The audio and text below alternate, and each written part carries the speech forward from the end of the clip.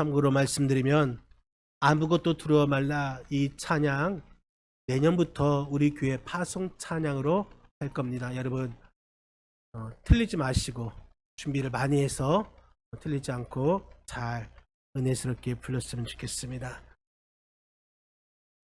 우리 함께 인사 나누시겠습니다. 주님 안에서 사랑하며 축복합니다.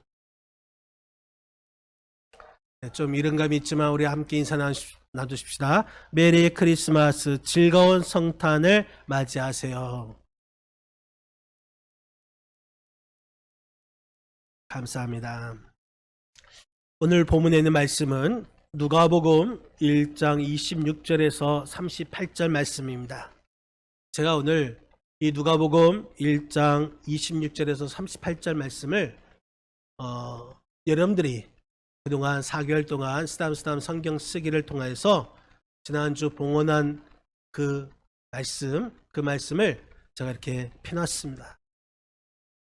보니까 누가 썼는가? 청년부에 홍정은 자매님이 썼습니다. 이 시간에 이걸 들었어야 되는데 들으면은 감격이 되고 또한 감회가 새롭고 또 감동받았을 텐데 여러분 매주마다 여러분들이 쓰신 성경을 신학 성경에 한해서 이렇게 펼쳐보겠습니다. 펼쳐놓으면은 그 말씀을 통해서 쓰신 그 당사자는 또한 새로운 은혜가 되겠고 또 감동이 되는 줄 믿습니다. 여러분들도 이렇게 더욱 내년에는 전 성경을 다 써서 이렇게 펼쳐놓고 함께 읽었으면 좋겠습니다. 수많은 청중들에게 은혜로 말씀으로 감동을 주었던 명설교자인 스펄전 목사님이 계십니다. 그 목사님이 어느 날 예배를 마치고 집으로 돌아가는 길이었습니다. 자신이 타고 있는 그 마차가 이 템즈강을 건너가고 있었을 때에 문득 이런 생각이 들었습니다. 나는 이 강물에 살고 있는 작은 물고기가 아닐까? 만약 이 물이 다 말라 없어지면 어떻게 하지? 이런 생각을 가지고 있었을 때에 하나님께서 그 스펄전 목사님에게 이런 음성을 들려주시더랍니다. 작은 물고기야 마음껏 들이마셔라. 내 은혜가 내게 족하도다. 또 이런 생각을 했습니다. 내가 만약 작은 생쥐라면 애굽의 곡식 창고에 가득히 들어있는 곡식도 언젠가는 바닥이 날 수 있지 않을까? 이런 생각을 할 때 또 음성이 들립니다. 마음껏 먹어라 작은 생쥐야. 내 은혜가 내게 족하도다. 그러다가 다시 생각해 봅니다. 아니야, 나는 그저 작은 인간일 뿐이야. 그런데 만약 내가 숨쉬고 있는 이 공기가 다 닳아 없어지면 어떻게 하지? 이때 하늘문이 열리면서 하나님께서 이런 말씀을 하셨다고 합니다. 마음껏 다 들이마셔라. 작은 사람아, 내 은혜가 내게 족하도다. 여러분, 우리를 또 이 스펄전 목사님처럼 가끔 우리가 살고 있는 이 현재 삶에서 이 상황에서 우리의 모습이 초라하게 보일 때가 있습니다. 특히 코로나 때문에 또한 질병 때문에 우리 삶이 불안하고 염려될 때가 있습니다. 그때마다 우리는 우리들의 삶에 충분한 은혜를 주시는 그 하나님을 바라볼 수 있어야 하는 줄 여러분 믿으시기를 바랍니다. 우리 하나님은 결코 마르지 않는 강물이고 날마다 우리에게 주시는 생명의 양식이 되시며 또 이 우주를 가득히 채우시는 공기와 같으신 분이십니다. 그렇기 때문에 하나님의 은혜는 여러분 결코 모자라거나 끊어지지 않습니다. 여러분 은혜로우신 하나님 앞에 우리가 머금음으로써 분색하고 초라하게만 보이는 우리의 삶이 이제는 풍성하고 또한 충만한 그런 삶이 되시는 저와 여러분의 삶이 되시기를 바랍니다. 오늘 말씀은 이렇습니다. 하나님의 천사 가브리엘이 요셉의 약혼 여인 마리아에게 찾아옵니다. 그리고 그 마리아에게 성령으로 이제 너는 잉태되었다. 아기가 잉태되었다. 이 사실을 전달해 줍니다. 가브리엘 천사가 마리아에게 첫 번째 한 말이 어떤 말씀입니까? 28절 말씀. 28절 같이 한번 읽겠습니다. 그에게 들어가 이르되 은혜를 받은 자여 평안할지어다 주께서 너와 함께 하시도다 하니. 천사가 와서 첫 번째 한 말이 은혜를 받은 자여. 여러분, 은혜를 받은 자여. 은혜를 받을 자여가 아닙니다. 은혜를 받은 자여. 또 30절에 이런 말씀 있죠. 우리 30절도 같이 한번 읽겠습니다. 천사가 이르되 마리아여 무서워하지 말라 내가 하나님께 은혜를 입어느느라.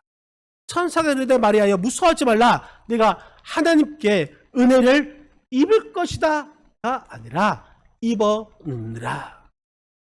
여러분, 이것은 마리아의 선택에 의해서 마리아의 의지로 인해서 은혜를 받은 것이 아닙니다. 하나님의 은혜로 된 것입니다. 그래서 천사는 마리아에게 은혜를 받은 자여 이렇게 부르고 있는 것입니다. 마리아는 이미 하나님께 은혜를 받은 자였습니다. 그런데 여기서 우리가 기억할 것은 마리아에게만 은혜를 받은 것이 아니라, 마리아에게만 은혜가 주어진 것이 아니라 마리아에게 내렸던 그 은혜가 지금 이 시간에도 우리에게도 임하여진다는 사실인 것입니다. 지금 이 시간에도 하나님의 은혜가 임하고 있음을 여러분 믿으시기 바랍니다. 여러분, 하나님의 은혜란 무엇입니까? 아무런 자격도 없는 자에게 하나님께서 베풀어 주신 호의와 사랑, 하나님의 선물, 이것이 바로 은혜인 것입니다. 우리는 이미 은혜를 받았습니다. 사도 바울은 에베소서 2장 8절에서 이렇게 말하고 있습니다. 에베소서 2장 8절 같이 한번 읽겠습니다. 너희가 그 은혜를 인하여 이것이 너희에게서 난 것이 아니요 하나님의 선물이라. 너희는 그 은혜를 인하여, 우리가 은혜를 받음을 두겠어 믿음으로 말미암아 구원을 받았습니다. 이것이 우리에게 난 것이 아니라 하나님의 선물이라 했습니다. 하나님의 선물, 그 은혜를 우리가 지금 받았습니다. 오늘 이 시간 예수님의 탄생이 우리에게 소중한 이유가 무엇입니까? 예수님께서는 우리에게 이 은혜를 주시려고 이 땅에 사람의 몸으로 이 땅에 태어나셨다라는 사실인 것입니다. 이 은혜가 없으면 그 누구도 구원받을 수가 없는 것이고 살아남을 수 있는 존재가 될 수가 없습니다. 우리는 예수님께서 이 땅에 오심을 통해서, 그 예수님을 믿음을 통해서 은혜 받았고 구원받게 되는 줄 여러분 믿으시기 바랍니다. 그런데 그 마리아에게 임한 은혜, 그 은혜와 더불어 하나님께서 더불어 주신 축복이 있습니다. 은혜 받은 자에게는 하나님께서 더불어 축복을 주시는데 그 축복이 무엇이겠습니까? 하나님께서 은혜 받은 자에게 첫 번째 축복은 바로 평안의 축복을 주십니다. 오늘 본문 28절 말씀, 28절을 같이 한번 읽겠습니다. 그에게 들어가 이르되 은혜를 받은 자여 평안할지어다 주께서 너와 함께 계시도다 하니. 여러분, 여기서 평안할지어다, 이 말은 헬레어로 카이레라고 하는데 기뻐하라라는 뜻입니다. 이 카이레라는 것은 완로 수동태 분사, 다시 말해서 하나님께서 주시는 그 은혜 입은 상태가 한 번 맞고 끝나는 것이 아니라 계속하여서 지속되고 있음을 나타내고 있는 것입니다. 여러분, 참된 평안은 이 세상이 주는 평안, 잠깐 주어졌다가 없어지는 그 평안이 아니라 이 평안은 계속되는 평안이 되는 것입니다. 이 평안은 본질적인 평안이 되는 것입니다. 우리가 힘들어도 어려워도 인생의 밤을 지난다 할지라도 그럼에도 그 가운데서 평안을 누릴 수가 있는 것입니다. 사도 바울이 감옥에 있었을 때도 그에게 평안이 있었던 것처럼 깊은 웅덩이와 수렁에 빠졌을 때도 그래서 살아갈 용기가 없음에도 그 안에서 평안을 누릴 수 있는 것, 어떤 사업에 실패할지라도 그 가운데서도 평안을 누릴 수 있는 것, 이것이 바로 은혜 받은 자에게 주시는 평안인 줄 여러분 믿으시기 바랍니다. 하나님께 은혜 받은 자들은 어떤 조건과 환경을 뛰어넘는 그런 평안을 누릴 수가 있습니다. 그렇기 때문에 우리가 평안을 누리기 위해서 이 세상에서 애쓸 필요가 없습니다. 그냥 하나님의 은혜만 받으면 이 평안이 우리에게 임한 것입니다. 저와 여러분들이 이 시간 하나님의 은혜 받고 그래서 그 은혜 가운데 평안을 누릴 수 있는 축복을 받으시기를 바랍니다. 찬송가 작가였던 릴리아 모리스라는 여사가 있습니다. 이 릴리아 모리스는 52세가 되었을 때에 눈에 이상이 있어서 앞을 볼 수가 없었습니다. 그럼에도 불구하고 여전히 믿음을 가지고 찬송시를 작사하였습니다. 사람들이 이 여사에게 묻습니다. 너무 힘들지 않냐고. 앞이 보이는데 너무나 불안하고 불편하지 않냐고. 이때 모리스 부인은 이렇게 대답을 합니다. 저는 전혀 불안하지 않고 평안합니다. 영원하신 주님의 발이 저를 붙들고 계시기 때문에 어찌 불안할 수 있겠습니까? 전능하신 주님의 발이 붙들고 계시는데 어찌 힘들 수 있겠습니까? 그러면서 그가 간증시로 찬송을 지었는데 그 찬송이 406장입니다. 고난내 영혼 편히 곳과 풍랑이라도 안전한 포구 폭풍까지도 다스리시는 주의 영원한 팔 의지해 주의 영원하신 팔 함께하사 항상 나를 붙드시니 어느 곳에 가든지 요동하지 않음은 주의 팔을 의지함이라. 여러분 그렇습니다. 폭풍까지도 다스리시는 그 주님의 팔을 붙잡고 있기 때문에 이 여인은 평안할 수가 있는 것입니다. 주님께 은혜 받은 사람도 여러분 주님께서 붙잡아 주시기 때문에 평안을 누릴 수가 있습니다. 여러분 이 평안, 하나님께서 주시는 이 평안은 우리가 물질로 살 수가 없습니다. 우리의 돈으로 살 수가 없습니다. 우리의 공로로 그 평안을 살 수가 없습니다. 하나님께로부터 받은 값없이 주시는 선물입니다. 단지 우리는 하나님을 순수하게 바라볼 때에 이 평안이 우리에게 임하게 되는 것입니다.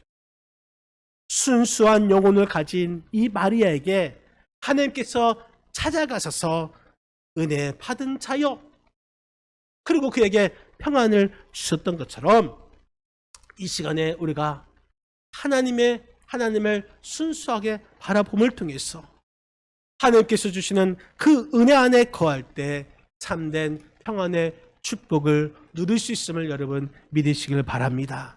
저와 여러분들의 이 시간에 은혜 가운데 참된 평안을 누릴 수 있는 저와 여러분의 삶이 되시기를 바랍니다. 또 하나님께 은혜 받은 자에게는 주님께서 함께 하시는 축복을 받습니다. 28절 말씀 28절을 우리 다 같이 다시 한번 읽겠습니다. 그에게 들어가 이르되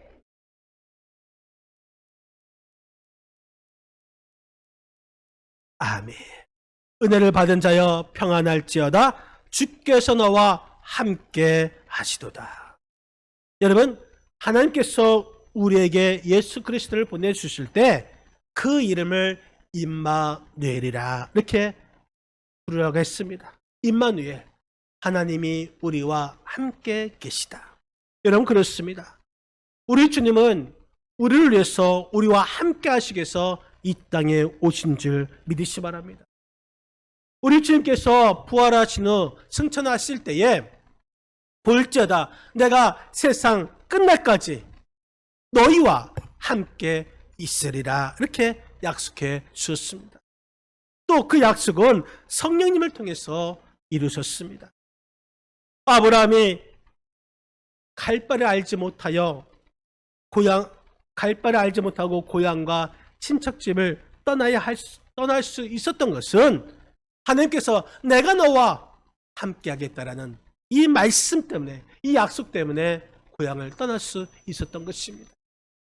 요셉이 많은 어려움 가운데 사람을 원망하지 않고 그 환경을 원망하지 않았던 것도 내가 너와 함께 하겠다는 하나님의 약속의 말씀을 믿었기 때문 것입니다. 여러분, 오늘 본문 말씀에서도 주께서 너와 함께 하시도다. 이 말씀은 그냥 기원의 말씀이 아닙니다. 기도의 말씀이 아닙니다.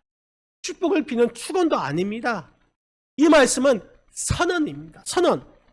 주께서 함께 계셨으며 하는 그런 바람도 아니라 주께서 함께 하신다라는 선언의 말씀인 것입니다. 사랑하는 성도 여러분, 우리 주님은 우리와 함께 하심을 여러분 믿으시기 바랍니다. 약속의 말씀대로 우리와 함께 하십니다. 힘들어 넘어질 때도 그럼에도 여전히 우리와 함께 하시는 그 하나님을 여러분 믿으시기 바랍니다. 은혜 받은 자, 그 자는 하나님과 함께하는 축복을 받습니다. 이 축복을 누리시기를 바랍니다. 또 하나님께서는 은혜 받은 자에게 담대함의 축복을 주십니다. 30절 말씀, 우리 30절 말씀 같이 한번 읽겠습니다. 천사가 이르되 마리아여 무서워하지 말라. 아멘. 마리아여 무서워하지 말라. 이 무서워하지 말라는 것은 무서움에 휩쓸려 있는 것을 중지하다라는 말씀인 것입니다.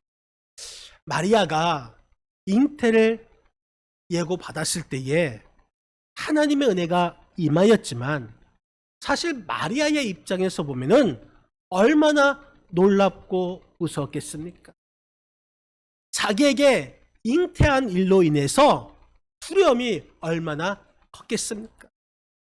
여러분, 하나님의 대리자였던 천사를 만나는 것도 두려운 일인데 그 천사가 전하는 그 말씀이 더더욱 두려울 수밖에 없었습니다.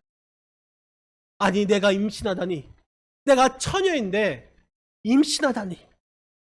여러분, 처녀가 임신하면 어떤 일이 일어납니까? 사람들에게 이 부정한 여인으로 오해받을 수가 있습니다. 당시에는 율법에 따라서 이 처녀가 임신하면 돌로 맞아 죽을 수도 있습니다. 여러분, 무척 두려웠을 것입니다. 또 이 마리아는 약혼자가 있었습니다. 요셉이라는 약혼자가 있습니다. 처녀가 임신하면 이 약혼자와 파혼할 수밖에 없습니다. 부모님을 비롯하여서 가족들에게도 오해받을 수가 있습니다. 요즘 가끔 TV에서도 이 강통한 여인, 그 여인이 가족에 의해서 명예살인, 다시 말해서 돌로 해서 그 딸을 죽이고 몽둥이로 때려서 그 딸을 죽이는 그런 일들이 종종 일어나는 것을 볼 수가 있습니다. 이런 것들을 생각하면 그 안에 두려움이 있었을 것입니다. 그런데 마리아는 이 모든 두려움보다 자신의 몸을 통하여서 인류를 구원할 그 구세주가 탄생하였다는 것이 그 무엇보다 더 큰 은혜였고 축복이었던 것입니다. 이 은혜 받은 마리아는 그래서 두려워하지 않고 오히려 담대할 수가 있었습니다. 사랑하는 성도 여러분, 하나님은 이 천사를 통해서 마리아에게 은혜 받은 자여 이렇게 분명히 말하고 있습니다. 우리를 또 마리아처럼 은혜 받은 자임을 믿으시기 바랍니다. 그렇다면 하나님께 은혜 받은 자라면 우리는 결코 두려워하지 말아야 할 것입니다. 오늘날 우리 삶, 우리 환경을 보면 두려울 것이 너무나 많이 있습니다. 코로나 때문에 여러분 두려워하고 있습니까?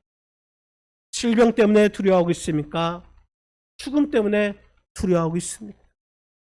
우리가 좀 전에 불렸던 아무것도 두려워하지 말라.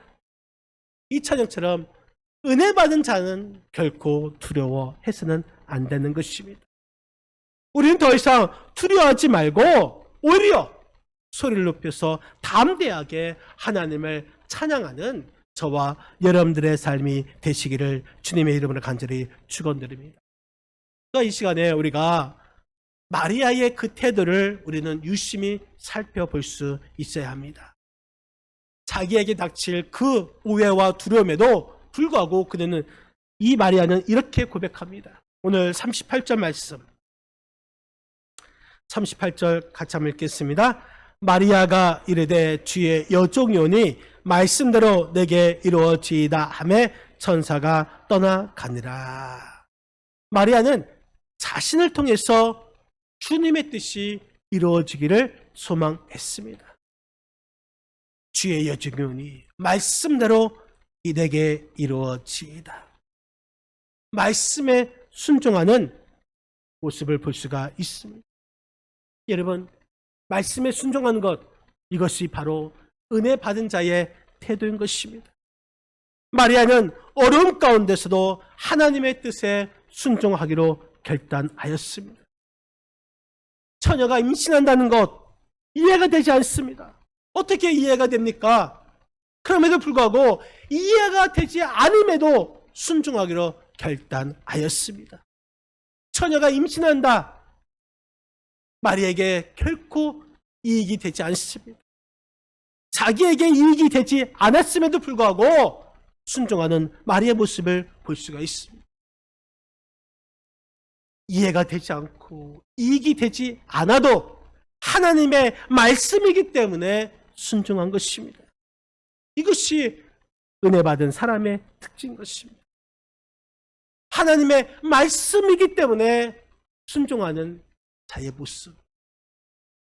이 모습이 바로 은혜 받은 자의 모습이고, 은혜 받은 사람의 특징은 순종인 것입니다.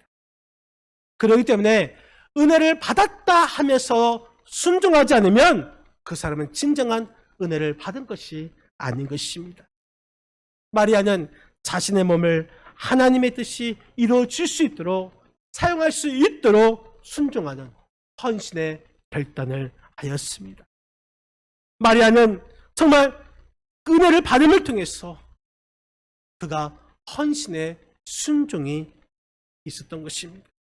이 순종이 있었기 때문에 아기 예수를 마리아의 몸을 빌려서 사용할 수 있게 된 것입니다. 저와 여러분들도 이 마리아의 순종의 모습을 본받으시기를 바랍니다. 이제 돌아오는 성탄절에 하나님께서 주시는 구원의 은혜를 믿음을 통해서 받아들이시기를 바랍니다. 그리고 은혜를 받았기 때문에 하나님의 말씀에 온전히 순종하는 저와 여러분의 삶이 되시기를 바랍니다. 하나님의 뜻이 나를 통해서, 우리를 통해서 반드시 그 말씀이 이루어질 수 있는 그러한 순종하는 저와 여러분의 삶이 되시기를 바랍니다. 여러분, 유동식 목사님이 계십니다. 그 목사님은 신학 박사님이자 평생 신학교에서 후학을 가르치던 우리 한국의 신학계의 최고 원로 신학자가 바로 이 유동식 목사님이십니다. 이 목사님이 강조한 것이 은혜인데요. 나이 21살 때 1943년에 일본으로 가서 이제 신학교에 입학하게 됩니다. 그때가 1943년이기 때문에 2차 세계대전 막바지에 이를 때였죠. 그때에 일본군으로 끌려가게 되었습니다. 6개월 동안 군사훈련을 받은 후에 그가 배치된 곳은 일본의 규슈에 있는 가고시마 해안에 있는 부대였는데 그 부대에서 자기가 맡은 그 일은 해안에 구멍을 뚫고 그 구멍을 봐서 숨어 있다가 미군 탱크가 오면은 지뢰를 안고 그 탱크로 돌격하는 일이었습니다. 그런데 그 일을 위해서 늘 훈련하고 있었을 때에 1945년 8월 6일 히로시마에 그리고 3일 후에 나가사키에 원자폭탄이 떨어집니다. 그래서 일본이 항복하고 전쟁이 끝나고 우리나라가 해방돼서 돌아왔습니다. 이 유동식 목사님이 미군 탱크를 향해서 폭탄을 안고 뛰어들어서 자폭하는 그 일이 자기가 맡은 임무였는데 전쟁이 끝나면서 살아나게 된 것이죠. 하나님의 은혜를 입은 것입니다. 그 목사님이 이런 고백을 합니다. 저는 저를 위해서, 민족을 위해서 아무것도 한 것이 없는데 하나님께서 구해 주셨습니다. 복음이 뭐라고 생각하십니까? 저는 그때 복음이 무엇인지 정확하게 알았습니다. 인간은 아무것도 하지 않았는데 하나님께서 알아서 하시는 것, 우리를 구원해 주신 것, 그것이 은혜이고 복음의 핵심인 것을 알았습니다. 평범한 인간을 위대하게 만드는 것, 이것이 바로 하나님의 은혜인 줄 여러분 믿으시 바랍니다. 은혜 받으면 우리 인생이 변하게 됩니다. 죄를 지은 인생은 은혜를 받으면 깨끗한 삶으로, 깨끗한 인생으로 변합니다.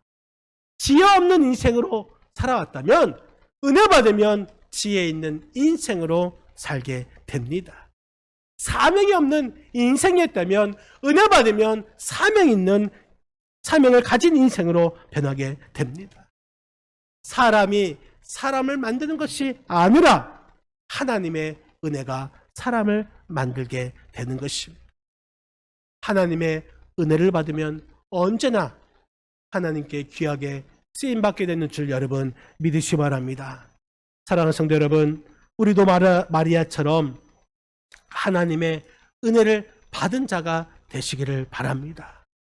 하나님의 은혜로 우리의 마음이 더 평안해지시기를 바랍니다. 임마누엘의 하나님과 함께 하시는 그 은혜의 축복을 누리시기를 바랍니다. 또 우리가 하나님의 은혜를 받고 더 담대해지는 축복을 받으시길 바랍니다. 더 나아가서 우리가 하나님의 은혜를 받아서 하나님의 말씀에 순종하여서 하나님의 뜻을 이뤄나가고 하나님께서 원하시는, 하나님께서 기뻐하시는 삶을 살아갈 수 있는 우리 믿음의 복된 권속들이 다 되시기를 주님의 이름으로 간절히 축원드립니다. 기도하시겠습니다.